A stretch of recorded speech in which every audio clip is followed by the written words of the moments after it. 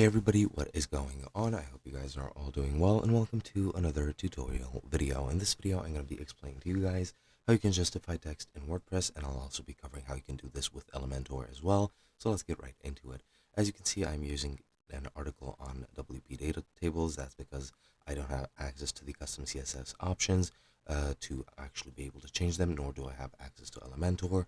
So I'll sadly have to go over this article and not show you guys in person, but I do hope you don't mind. This article is really well made and I do recommend you check it out.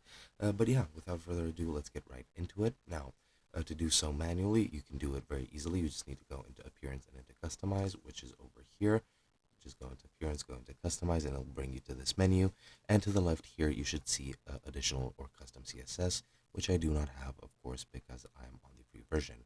Now, once you do there, or get there, just click on additional CSS, and then you just need to enter this code. You need to name the class, or well, name of the function.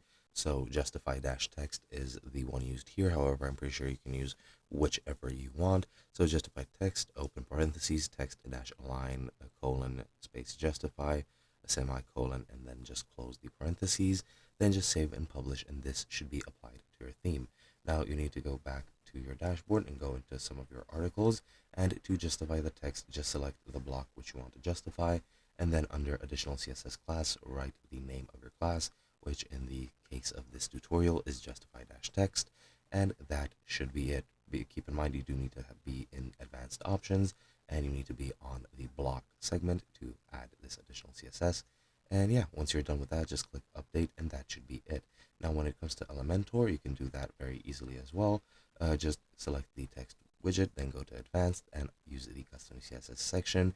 Then you just need to enter text dash align colon justify and semicolon, and that'll align your text evenly across the block. And that should be pretty much it. It's pretty easy to do it in both ways. Elementor is just a shorter,